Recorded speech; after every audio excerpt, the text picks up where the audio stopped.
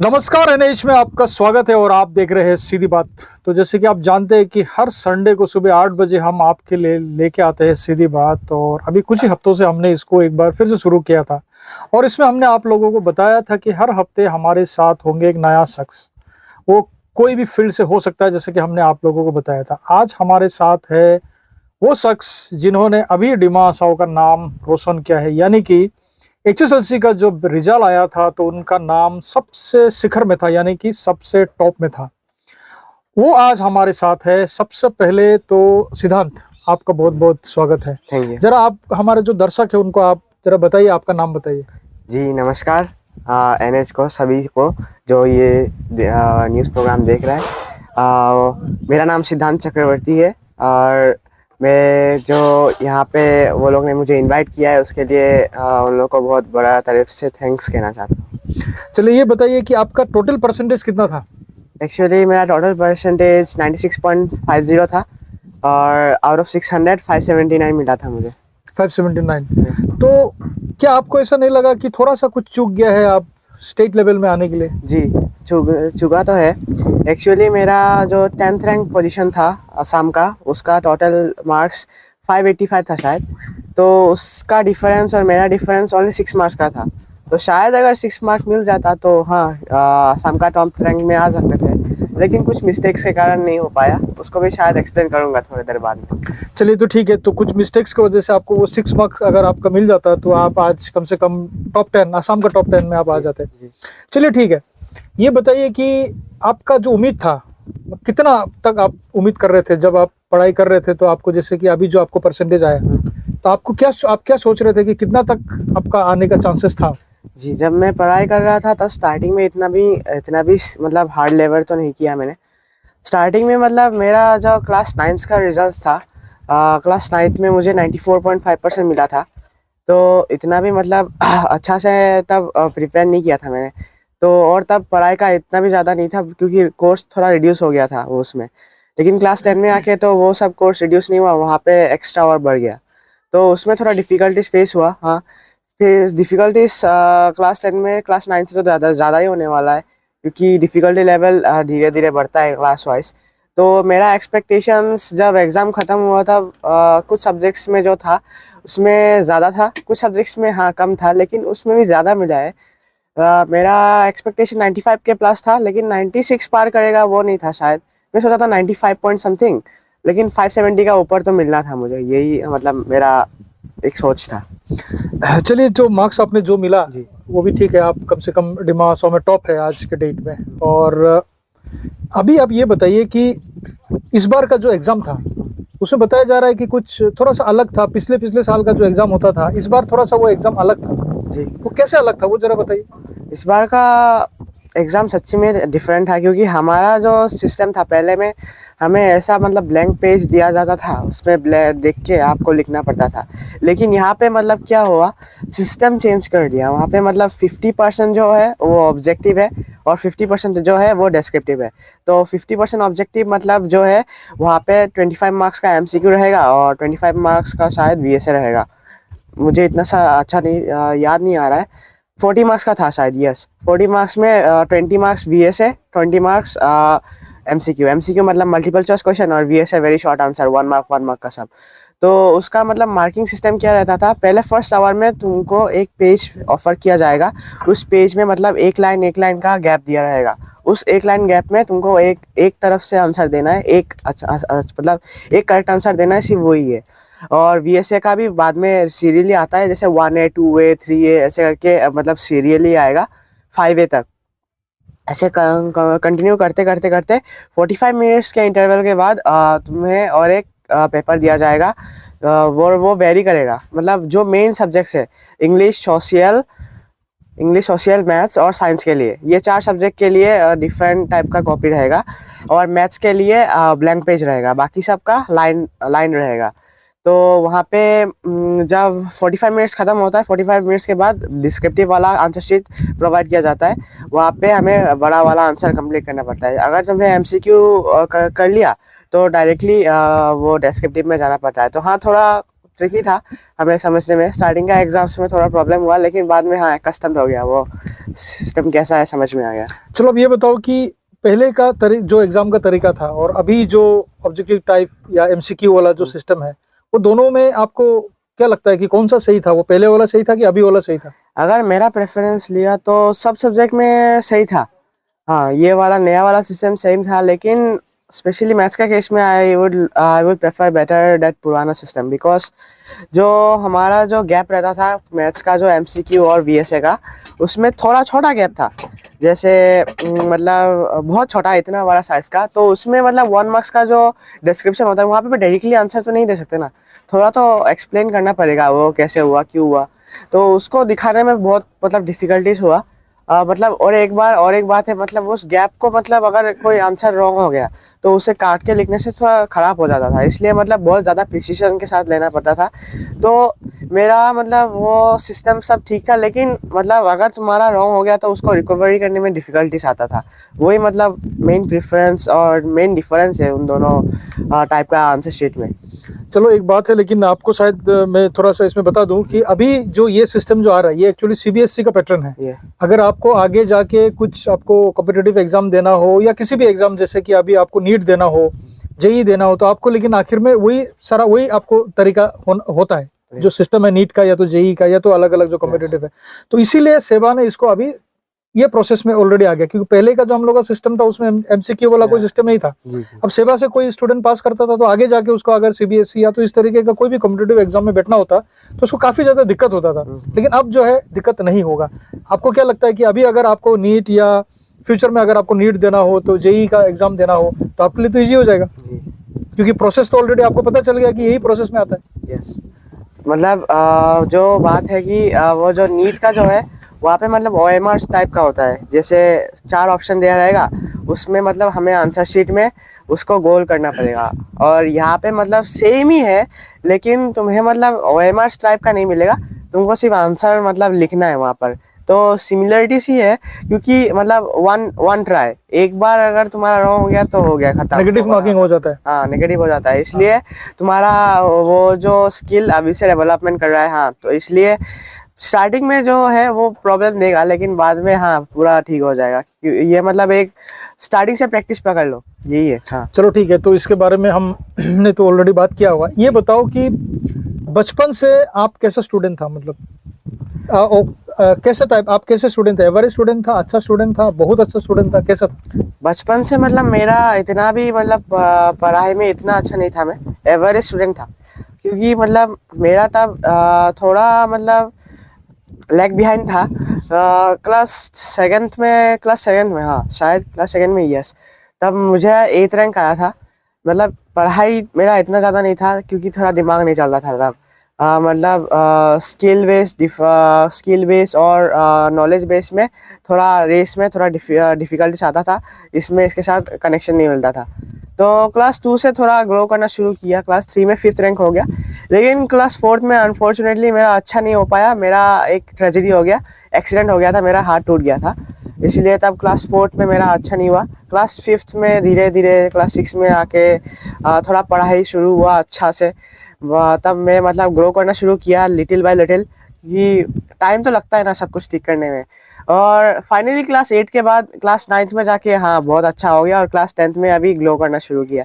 तो मतलब एक्चुअली ये नहीं है कि बचपन से ही तुमको पढ़ाई में अच्छा होना पड़ेगा। जो मेन क्लासेस है क्लास 9, 10, उसके बाद 11, 12, वही मेन क्लासेस है, वहाँ पे ही मेन अपना सेंटर ऑफ अटेंशन देना है। और ये नहीं कि बाकी पुराना क्लास वाला बेस क्लासेस वालों को भी मतलब पूरा ऐसा ही छोड़ दे कि उसने बताया कि देखो ये सब नहीं करने से भी होगा, बाद का क्लासेस में ये करने से होगा, लेकिन नहीं, बचपन में भी मतलब ये करना पड़ेगा। मैं नहीं था कि मुझे नहीं मिला क्योंकि मुझे अच्छा से मतलब ये नहीं हुआ, पढ़ाई नहीं हुआ, ये नहीं है। मतलब अगर तुम्हारा नॉलेज है तो उसको लेके आगे बढ़ना चाहिए, और वो लेके और भी अगर आगे गया तो क्लास 10, 9, 10 में और भी डिफ़िकल्टीज ईजी होता है। जैसे क्लास 8 का जो बेस क्लासेस है, वो सब क्लासेस मिला के एक मतलब एक कम्बाइंड जो है वो सब मिला के क्लास 9, 10 में बहुत ही एक इजी तुम्हें कॉन्सेप्ट दे सकेगा। और इसीलिए कहता हूँ कि बेस लेवल को अच्छा से करने से बाकी वाला क्लासेस इतना भी डिफिकल्ट नहीं होता। बिल्कुल। तो आप ये बताओ कि बचपन से आपने एक ही स्कूल में पढ़ा? कौन सा स्कूल में पढ़ा? जी, बचपन से मैं मतलब मैं माईबाग में ही रहता हूँ, तो बचपन से ही मेरा एक ही स्कूल था, एवरग्रीन हाई स्कूल। तो वहाँ से नर्सरी, प्री नर्सरी सब बचपन से वहीं से ही किया है। और I am truly thankful to all the teachers जो तभी से लेके अभी तक मुझे पढ़ाया है। और बहुत सारा टीचर ट्रांसफ़र आउट हो गया है, उन लोगों को भी मैं थैंक बोलना चाहता हूँ जिन्होंने मेरे को मतलब इतना बड़ा एक इंस्पिरेशन दिया है, मोटिवेशन दिया है। और yes, I really thank them and I really appreciate their work.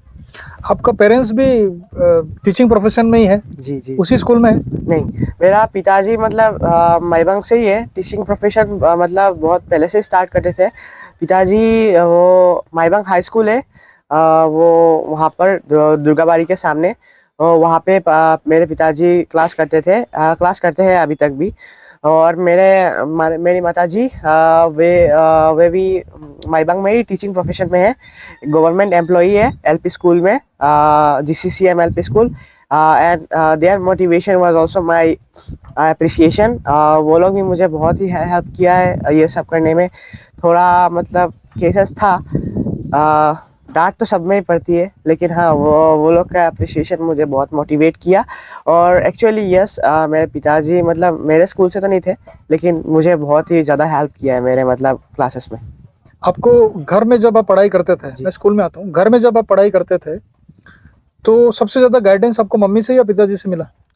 Guidance जब मैं मतलब बेस क्लासेस में था, जैसे छोटा क्लासेस में, तब सबसे पहला मतलब मेरा ये सब नॉलेज का जो रूट था वो मेरे मम्मी ने दिया। ऐसा नहीं कि पापा ने कुछ नहीं दिया। पापा मतलब मेरा इंग्लिश ग्रामर का मतलब सब ये था, इंग्लिश ग्रामर और बाकी मैथमेटिकल सब्जेक्ट्स। और मेरा मम्मी मतलब जब बचपन में था तब मतलब बहुत बहुत ज़्यादा हेल्प किया मुझे। मम्मी भी मतलब बहुत ही हेल्प किया। रात में अगर मैं 12 बजे 1 बजे तक पढ़ता था तो मम्मी भी उठ के बैठी रहती थी, कि बोल रहा है कि अगर तू पढ़ रहा है तो मैं भी तेरे साथ रहूँगा, अगर कुछ लगे तो मुझसे हेल्प ले सकता है। क्योंकि मम्मी का मतलब जो ग्रामर बेस था, मतलब लिटरेचर सब्जेक्ट्स में हिंदी बोलो या असमीज़ बोलो, उनमें मतलब मेरे मम्मी का नॉलेज बहुत ज़्यादा था। तो उन्होंने वो वाला सब्जेक्ट्स में बहुत ज़्यादा हेल्प किया है मुझे, और मैं ट्रूली थैंकफुल हूँ। क्योंकि ये जो लिटरेचर सब्जेक्ट है वही मेरे को मतलब बहुत ज़्यादा डिफ़िकल्टीज रहता है, स्पेशली हिंदी। वहाँ अगर हिंदी में थोड़ा ज़्यादा मिल गया होता तो शायद हाँ रैंक मिल जाता था। मुझे 50 में 44 मिला है, वही मतलब थोड़ा एक रिग्रेट बच गया है मेरा हिंदी का। और जो जब बेस क्लासेस जो ख़त्म हो गया तब मेरा मम्मी मतलब इतना भी तो ऊपर का लेवल का नॉलेज तो नहीं पता, तो फिर भी उन्होंने हेल्प किया है मुझे लिटरेचर सब्जेक्ट में। पापा ने मुझे ग्रामर में बहुत ज़्यादा हेल्प किया है बचपन से ही। मतलब जब पापा क्लासेस कराते थे, मतलब ट्यूशन क्लासेस कराते थे, तब वहाँ पर मैं मतलब बैठ जाता था, जाके ऐसे ही क्लासेस देखता था।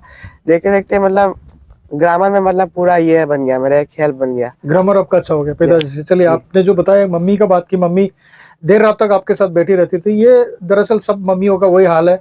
मम्मी, जितनी भी मम्मी है वो लोग हमेशा चाहते हैं कि उसके बच्चे जो है ठीक से पढ़ाई करे और उसको कोई असुविधा ना हो। रात को कोई भी हेल्प, कुछ अगर चाय देना हो, दूध देना हो, पानी देना, तो उसके लिए मम्मी हमेशा रेडी रहती है। ये तो मम्मी का एक नेचर है, मतलब वो सारा मम्मी सब इसी तरीके का है। अच्छा, ये बताइए कि स्कूल में आपको सबसे ज्यादा मतलब कौन सा टीचर आपको प्यार करता था? कौन सा टीचर प्यार करता था ये तो नहीं बता सकता, क्योंकि एक्चुअली सबका टीचर का मतलब एक था, ये था मेरा मतलब सब लोग का मतलब होप्स मेरे लिए इक्वली था। और हमारा जो बैच था वो उन लोग के लिए भी मतलब ट्रूली थैंकफुल हो। एक स्टूडेंट का मतलब जो इंस्पिरेशन रहता है वो उसके बैच से ही होता है। अगर बैच अच्छा नहीं हुआ तो मतलब एक स्टूडेंट भी अच्छे से साइन नहीं कर पाएगा, क्योंकि उन लोग का जो बैचमेट्स है, अगर वो लोग पढ़ाई में मतलब कंसियस नहीं दिखाया तो अपना मतलब दूसरों को कहाँ दिखा पाएगा। तो बैचमेट्स के लिए भी मुझे बहुत ज़्यादा थैंकफुल है। और आज मतलब उन लोग के कारण ही मतलब हमारा बैच इतना अच्छा हो पाया है। चलो ठीक है, आपका बैचमेट में हम आते हैं। ये बताइए कि आपका जो बैच में, जो आपने बताया कि बैचमेट है, आपका बैचमेट जितने भी थे सबका रिजल्ट कैसा हुआ है? सबका रिजल्ट बहुत अच्छा हुआ है। मैं मतलब ट्रूली प्राउडली से कह सकता हूँ, उन लोग जो जितने भी थे 52 आउट ऑफ 52 हमारे क्लास में 10 कोई भी मतलब ये नहीं हुआ है, विथहेल्ड नहीं हुआ है, और पूरा 100% फर्स्ट डिवीजन से लेके फर्स्ट हुआ है। तो I am truly thankful to them. और उन लोग के लिए हमारा स्कूल इतना बड़ा नाम कर पाया है, और उन लोग के लिए मतलब मैं ट्रूली थैंकफुल हूँ। और I wish all the best to them for their future. चलिए ये बताओ कि जब हम लोग स्कूल में पढ़ते थे यस। तब क्या था कि हम लोग का किसी टीचर से हम लोग का अच्छा दोस्ती हो जाता था, अच्छा मतलब कि टीचर अच्छा है, किसी टीचर से फिर पंगा भी हो जाता था कि ये इस टीचर सही नहीं है, मतलब पूरा कुछ होता है ना ऐसे। जी जी। जब हम लोग बचपन में थे, हम भी थे, कोई भी ऐसा होता है कि ये टीचर सही नहीं है, उसके साथ एक पंगा होता है। आपका किसी टीचर के साथ हुआ है कभी? पंगा मतलब नहीं हुआ है, नहीं हुआ है, पंगा तो नहीं हुआ है। बचपन से मतलब पनिशमेंट तो खाते थे, डांट तो खाते थे। वो लड़का है तो डांट तो खाएंगे ही, कुछ शरारती करने से मिलता था डांट। लेकिन हाँ, पढ़ाई के मामले में कभी मतलब किसी टीचर के साथ पंगा नहीं था। सब लोग मतलब एक अच्छा सा मोटिवेशन लेके रखा था कि तू कुछ कर पाएगा इस दुनिया में, मतलब अपने लाइफ में कुछ कर पाएगा। तो सबका मतलब टीचर्स का एक मोटिवेशन होप्स था मैं। और सिर्फ ये नहीं कि मैं पूरा अकेला था, मेरा बैच के लिए ही पूरा अल्टीमेट वो लोग हार्डशिप किया है। सबको मतलब ट्रूली हार्डवर्क किया है, मोटिवेट किया है कि ये करना चाहिए, वो करना चाहिए। और I am truly thankful for that. मुझे मतलब टीचर्स जो भी कहा, साइंस का टीचर का हो या मैथ्स का टीचर का हो, या अगर कोई भी मतलब जो pass out teacher, transfer out teacher है, वो लोग का हो, जो भी है, सब लोगों ने ट्रूली इक्वली कंट्रीब्यूट किया है मेरे लाइफ में। And I am really really thankful for that. चलो ये बताओ कि अभी कहाँ पढ़ाई करने का आपका उद्देश्य क्या है? करंटली जब मतलब मेरा जो रिजल्ट्स आउट होने के पहले ही मैं मतलब ऑलरेडी एडमिशन ले चुका हूँ। जब मेरा मतलब मेट्रिकुलेशंस खत्म हुआ था, मेट्रिकुलेशंस खत्म होने के बाद ही मैं चला गया था नौगांव में, रामानुजन में। वहाँ पे वो लोग एडवांस कोचिंग्स दे रहे थे साइंस स्ट्रीम के लिए बेसिकली। तो मैं साइंस स्ट्रीम्स के लिए नौगांव में 1.5 मंथ से प्रैक्टिस आउट कर रहा था, क्लास 11 का कॉन्सेप्ट सब। तो वहाँ पे मैंने ऑलरेडी क्लासेस कर चुका हूँ। तो मतलब थोड़ा आसामीज का प्रॉब्लम होता है, क्योंकि ऑफ कोर्स अपर है तो आसामीज तो लगेगा ही। तो फिर भी मतलब मुझे आसामीज आता है, इसीलिए मतलब डिफ़िकल्टीज नहीं है इतना ज़्यादा कि स्टार्टिंग में। लेकिन पढ़ाई का कॉन्सेप्ट बोलो तो वहाँ पे रामानुजन में बहुत अच्छा देता है साइंस में। आर्ट्स का और कॉमर्स का तो नहीं पता, कॉमर्स का नया खुला है। तो इसलिए मैं बोलूँगा कि अगर तो आपने कोई भी रामानुजन में एडमिशन ऑलरेडी ले लिया है? जी ऑलरेडी ले चुका हूँ। तो अभी वही पढ़ाई हो रहा है? हाँ, लेकिन वहाँ पे एडमिशन लेना इतना ईजी नहीं है। वहाँ पे एंट्रेंस एग्जामिनेशंस देना पड़ता है साइंस के लिए। तो बेसिकली साइंस के लिए, बाकी स्ट्रीम के लिए नहीं लगता। साइंस के लिए बहुत ज़्यादा मतलब कंपटीशन है वहाँ पे, क्योंकि one of the best colleges है ये। तो एक्चुअली 2000 ऑफ पीपल्स ने एडमिशन दिया था, तो सीट था 600। तो डिफ़िकल्टी हो गई। वो लोग मतलब हमारे प्री टेस्ट के एग्जामिनेशंस और प्री टेस्ट का जो रिज़ल्ट है और एंट्रेंस का रिज़ल्ट है, वो दोनों मिला के रहता है। एंट्रेंस का क्वेश्चन पेपर मैट्रिकुलेशन से भी बहुत डिफ़िकल्ट होता है। और वहाँ पे मैंने 82 स्कोर किया था। उसके बाद उसके साथ प्री बोर्ड में मिला के अभी मेरा मतलब रामानुजन में रैंकिंग 38 है। तो इससे पता चलता है कि मतलब रैंकिंग डिफ़िकल्टीज इतना ज़्यादा है। मैट्रिकुलेशंस के रिज़ल्ट के बाद मेरा मतलब रैंकिंग बाद में 4th में आया है, वो अलग बात है। इसीलिए कहना चाहता हूँ कि अगर रामानुजन में किसी का पढ़ने का मतलब दिमाग है, तो स्टार्टिंग से ही अपना रामानुजन में या कोई भी अच्छा कॉलेज में हो तो हाँ, मार्क्स अच्छा चाहिए। मार्क्स तो चलिए चाहिए। चलो ठीक है, चलो ये इसमें हम लोग बात करते हैं। अभी 10 का रिजल्ट आपका अच्छा हो गया, तो आपको एक अच्छा कॉलेज में एडमिशन मिल गया है। जी। तो अभी 12th के बाद क्या करने का इरादा है? क्लास 10 तो मतलब बोलूँगा तो सिर्फ वो एक सर्टिफिकेट है, एक अच्छा सा कॉलेज एडमिशन के लिए चाहिए आपको, एडमिशन अच्छा के लिए कॉलेज के लिए। चाहिए। हाँ, तो मेन सब कुछ डिफाइन करता है क्लास 12 के बाद 12 के बाद आपको मतलब क्या स्ट्रीम जाना है, क्या करना है। आपका क्या इंटेंशन है, क्या करना है? यही मुझे, अगर मुझे कहना है तो मैं सबसे पहले तो एक नीट एस्पिरेंट हूँ। तो एक नीट के लिए सबसे पहले प्रिपेयर करूँगा, नीट दूंगा। लेकिन ये नहीं है कि सिर्फ नीट में ही अटके रहूँगा, मुझे जेई भी देना पड़ेगा, क्योंकि मैंने ऑलरेडी मेरा पीसीएम भी लेके रखा हूँ। तो मैथमेटिक्स है मेरा, तो 4th सब्जेक्ट हो फिर भी मेरा मतलब है मेरा। तो मैं नीट भी दूंगा, जेई भी दूंगा। अगर दोनों में से अगर दोनों में दिया और दोनों में मिला, तो मैं ऑब्वियसली नीट में ही जाऊंगा, क्योंकि मेरे को मतलब बचपन से ये एक एम है कि कार्डियोलॉजिस्ट बनना है, कार्डियोलॉजिस्ट, हार्ट का डॉक्टर। तो और अगर दोनों में नहीं मिला तो फिर से ट्राई करूंगा। लेकिन बहुत ज़्यादा मतलब लेके रखा है मेरा मतलब साइड ऑल्टरनेट स्ट्रीम। लेकिन मैं पूरा फुल्ली कॉन्फिडेंट हूँ, हाँ नीट देके मिलेगा ही मुझे। चलो एक बात बताओ, मैंने ज्यादातर स्टूडेंट्स को देखा अभी का टाइम में, जी जिससे भी मेरा बात होता है, हर कोई नीट जेई। अब मुझे ये बताओ कि नीट और जेई को छोड़ के आगे भी तो दुनिया है, जी है, काफी सारा कुछ है, लेकिन क्या ऐसा क्या चीज है कि लोग सिर्फ नीट और जेई में अटके हुए? लोग मतलब नीट और जेई में अगर लिया जाए, मतलब मेरा अगर मतलब आपसे अगर पूछा जाए? अब मेरे से पूछा जाए तो मतलब नीट तो मेरे को बचपन से है, लेकिन किसी का है कि वो लोग पेरेंट्स बोलता है कि आप तुम जेई करोगे आईआईटी में जाओगे, मतलब सबका मतलब एक है आईआईटी क्लास, उसके बाद आईआईटी में मिलने से लाइफ सेट हो गया, ये नहीं है कि, ये बात नहीं है। आईआईटी में मिलने से भी हार्डशिप होता है। मेरा एक मतलब बुक पढ़ा था, एक बहुत ही बड़ा मतलब राइटर का चेतन भगत बोल के शायद, तो उनके बुक में मतलब लिखा था कि हाँ अगर आईआईटी में मिला तो फिर भी मतलब तुम्हें मतलब कोई कभी चांस नहीं मिलेगा कि नहीं वो नहीं पता तुम्हें, मतलब ये लक के ऊपर डिपेंड करता है तुम मिलेगा कि नहीं।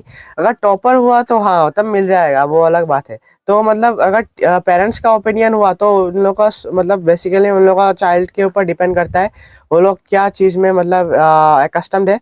और मैं बेसिकली मतलब बचपन से ही मतलब एक था तो नीट इसलिए देना है, लेकिन दूसरों के ऊपर क्या डिपेंड करता है। हाँ बहुत ज़्यादा एम है, वहाँ पे एलएलबी पढ़ सकता है, लेक्चरर बन सकता है, फिजिक्स में ऑनर्स कर सकता है, केमिस्ट्री में ऑनर्स कर सकता है, साइंटिस्ट एस्ट्रोफिजिसिस्ट के बहुत सारा है, फैशन डिज़ाइनिंग तक है। यूपीएससी का एक बड़ा एक प्लेटफॉर्म है, वहाँ पे भी जा सकता है। मुझे यूपीएससी भी एक बार ट्राई आउट करना है, मैं मतलब सोचा हूँ। तो अगर मिला तो मिला, नहीं तो नहीं मिला। क्योंकि ये सब बड़ा है कॉम्पिटिटिव एग्जाम्स, अगर एक बार मतलब ये हो गया ना कि मतलब एक रिवाइज हो गया तो बाद में मतलब सबको बता सकता है ये कैसे है ये कैसे है, मतलब सबको मतलब दूसरों को गाइड किया जा सकता है उससे। तो कभी मतलब लाइफ में मतलब कुछ नहीं मिला तो ये नहीं है कि मेरा लाइफ खत्म हो गया है, तो बाद में मतलब सक्सेस नहीं मिलेगा, ऐसा नहीं है। बहुत ज़्यादा एम है, वास्ट है, अभी कुछ भी कर सकता है। यूट्यूब खोल के हमें एक बड़ा प्लेटफॉर्म भी क्रिएट कर सकता है, कुछ भी हो सकता है, यही है। चलो एक बात बताओ कि अभी आपने डिमा असो में टॉप किया है, जी काफी सारा बच्चा आपके साथ ऐसा है जिनका रिजल्ट भी शायद खराब हुआ हो जी या तो मार्क्स उनका कम आया हो। जी। क्या आप मानता है कि इसका वजह एक मोबाइल भी है, यूट्यूब भी है, फेसबुक है, उस तरीके का जो बच्चे आप इस्तेमाल कर रहे हैं मोबाइल, हम्म। उससे भी काफी कुछ प्रॉब्लम हो रहा है? जी जी जी जी जी। मैंने थोड़ा देर पहले शायद बोला था कुछ वजह है जिसके लिए मुझे मतलब टॉप 10 रैंकिंग में नहीं मिला था, और उसका मेन मोटिव मोबाइल ही है। मेरा क्लास 10 का जब स्टार्टिंग हुआ था, क्लास 10 का स्टार्टिंग के समय मतलब मेरा जो पढ़ाई था वो मतलब थोड़ा लैग बिहाइंड था, मतलब इतना भी ज़्यादा ये नहीं था, मतलब मैंने पुश नहीं दिया था अपने आप को, तब मैं मतलब थोड़ा ढीला चल गया। हाँ क्या होगा आराम से देखा जाएगा, अभी तक सेशन शुरू नहीं हुआ है। लेकिन बाद में जब 1-2 मंथ्स गया तब मुझे अच्छा से धीरे धीरे पता चला, और तब शायद मैं थोड़ा एसोसिएटेड हो गया था मोबाइल में। इसीलिए शायद अगर वो जो पीक टाइम था, वो पीक टाइम मतलब बाद में मैंने उसको कवर अप कर लिया। कवर अप करना इतना ज़्यादा डिफिकल्ट नहीं है, क्लास 10 का कोर्स, उसको कवर अप करना बहुत ज़्यादा इजी है। लेकिन अगर स्टार्टिंग से कर पाता तो बाद का जो 4 मंथ्स था वो इजीली हमें मतलब एक मॉडल पेपर, उसके बाद ये ठीक ठीक, टेस्ट तो का पेपर, आपने ये सब जैसे करना आपने पड़ता। सुना इनको जिस तरीके से उन्होंने बताया कि मोबाइल की वजह से भी जो इनको काफी ज्यादा एक जो मार्क्स है वो कम आया है एक तरीके से, जी क्योंकि पहले जो है एक तरीके से मोबाइल में एडिक्टेड थे कुछ दिन, क्लास 10 में जब वो आए थे, उसके बाद जब उनको प्रमोशन हुआ था क्लास 10 में, जी और उसी की वजह से वो खुद मान रही है, काफी बड़ा बात है, लोग मानते नहीं है इस बात को, लेकिन उन्होंने खुद माना है कि मोबाइल की वजह से जो इनका मार्क्स है कुछ कम आया। अगर वो मोबाइल तब यूज नहीं करते, 2 महीना और पढ़ लेते तरीके से, तो शायद आज डिमा हसाओ का जो नाम है वो टॉप 10 में आ जाता स्टेट का। जी ये एक काफी बड़ा बात है। इसलिए मेरा तरफ से भी ये दरख्वास्त रहेगा, जो लोग अभी क्लास 10 में है या तो 12 के जो स्टूडेंट्स है या तो जो एग्जाम अलग अलग क्लास का देता, मैंने देखा कि छोटे छोटे बच्चों के भी हाथ में मम्मी पिताजी जो है मोबाइल देते थे। उसका वजह यह है कि बच्चा चुप रहेगा, चुप तो जरूर रह जाएगा कुछ समय के लिए, लेकिन उसके बाद काफी बड़ा एक दिक्कत होने लगी, क्योंकि ये जो बच्चे हैं खास करके ये लोग मोबाइल की तरफ आकर्षित यानी कि एडिक्टेड हो रहे हैं, और एक के बाद एक उसमें लोग गेम खेलते हैं, ये तो अलग अलग वीडियोस देखते हैं, जिसकी वजह से भी काफ़ी ज़्यादा प्रॉब्लम होता है। उसके बाद अगर आप मोबाइल नहीं देते तो घर में काफ़ी ज़्यादा हंगामा मचा देते हैं ये बच्चे। काफ़ी ज़्यादा ऐसे केसेस है, कभी हम इसके बारे में भी विस्तार से बात करेंगे, हमारे साथ कोई नए स्पीकर होंगे तब हम बात करेंगे। तो ये जो इन्होंने जो बताया कि मोबाइल की वजह से ये कुछ एक दिक्कत हुआ है, तो ये आप लोगों के पास नहीं होना चाहिए। चलिए आप एक बात बताइए कि अभी का जो जनरेशन है, जी। आपका तरफ से क्या एडवाइस होगा उनको, जो लोग अभी मान के चलिए कि क्लास 10 का भी एग्जाम देंगे अगले साल? अच्छा तो मतलब बेसिकली मैं मान लेता हूँ कि हाँ क्लास 10 के स्टूडेंट भी देख रहे हैं ये वीडियो, ऑब्वियसली देखेंगे, तो उनके लिए सबसे बड़ा मेरा सबसे मतलब अगर मेरा रास्ते में अगर सबको चलना है साइंस का स्ट्रीम का, लेकिन दूसरा किसी स्ट्रीम पे भी चाहो, लेकिन मैं सबसे बड़ा मतलब क्लास 10th के लिए, क्लास 9th के लिए हो या क्लास 8 के लिए हो, अगर जो बच्चा बाद में मतलब HSLC तो देगा ही, तो उनके लिए अगर मेरे से एडवाइस लेना चाहता है तो मैं बोलना चाहूँगा कि कंसेप्ट लेके पढ़ना है, कंसेप्ट को छोड़ के मत पढ़ो। क्लास 8 चला गया, क्लास 8 के बाद कोई सीखने का जो मोटिव है वो ज़्यादा थोड़ा कम कर दो, तुम्हें सीख के कुछ लाभ नहीं मिलने वाला। कितना सीखोगे? साइंस सीख लिया, सोशल कैसे सीखोगे? सब सोशल तो सीखना ही पड़ेगा ना ऑब्वियसली, क्योंकि उसका कॉन्सेप्ट ज़्यादा बड़ा है। तो साइंस का तो कॉन्सेप्ट हमें पूरा दिमाग में घुसाना पड़ेगा। तो साइंस क्वेश्चन आंसर सीख के नहीं होने वाला, हमें खुद से क्वेश्चन आंसर उसको देख के खुद आंसर बनाना पड़ेगा, क्वेश्चन खुद से बनाना पड़ेगा, खुद से सॉल्व करना पड़ेगा। जिस दिन कॉन्सेप्ट खोल के, वो बुक खोल के किसी भी पेज का एक मतलब चैप्टर से निकाल के एक क्वेश्चन बना दिया और उसका आंसर खुद दे पाया, तब समझ लो कि वो मतलब वो चैप्टर तुम्हारा बहुत अच्छे से सॉल्व हो गया। और बेसिकली अगर मोबाइल का यूज़ करो तो ज़्यादा बुरा चीज़ के लिए भी मत करो। करना है हाँ कर लो, 30 मिनट्स 1 आवर कर लो 24 आवर्स में, कभी कभी लीव भी दे दो। मोबाइल ज़्यादा समय मत देखो, वही मतलब एक बहुत बड़ा डिस्ट्रैक्शन है मीन का। और अगर पढ़ाई में कोई मतलब आगे बढ़ना चाहता है तो वो सबसे बड़ा एक ये है। और अगर उसको यूज़ भी किया तो अच्छा चीज़ों में यूज़ करो, जैसे यूट्यूब का बहुत बड़ा प्लेटफॉर्म है। तुम चाहो तो गूगल में कुछ पूछ सकते हो, तुम्हारा कुछ भी मैथमेटिकल प्रॉब्लम्स, एनालिटिकल प्रॉब्लम्स, तुम्हारा कुछ एक्स्ट्रा करिकुलम एक्टिविटीज़ भी करना है तो उससे आइडिया ले सकते हो, क्योंकि उसमें सब कुछ मिलता है। तो नेक्स्ट जनरेशन्स के लिए अभी मतलब मैं और भी कहना चाहूँगा कि नेक्स्ट जनरेशन में कंपटीशन और भी बढ़ेगा, तो डिफ़िकल्टीज और भी बढ़ेगा, question level pattern different change होता रहेगा। बाद में नीट का एग्जामिनेशंस का जो सीट्स है वो भी कमता रहेगा। तो इसीलिए उन लोगों को कहना चाहूँगा कि बहुत ज़्यादा अच्छा से पढ़ाई करना पड़ेगा। और जो फिर से बोल रहा हूँ कि जो डिस्ट्रैक्शंस है उसको दूर रखना है, क्योंकि excess of everything is bad. सब कुछ अगर किया तो उसमें मतलब ये सब कुछ अगर अच्छा हुआ बुरा हो, सब कुछ में एक डिसएडवांटेज होता है। उस डिसएडवांटेज को खुद से समझना पड़ेगा। जिस दिन मतलब समझ लिया तो समझ लो कि तुम्हारा लाइफ सेट हो गया। और सक्सेस में मतलब अगर जाना है तो यस, मेरा ये मोटिव हमेशा याद रखो कि तुम कर सकते हो, अपने अंदर कॉन्फिडेंस रखना है। और मतलब ये नहीं कि मतलब डीमोटिवेट हो जाओगे, लोग के बोलते बोलते, लोगों से धीरे धीरे बोलने से डीमोटिवेट हो जाओगे, ये नहीं है। तुम्हें सिर्फ अपने ऊपर कॉन्फिडेंस रखना है।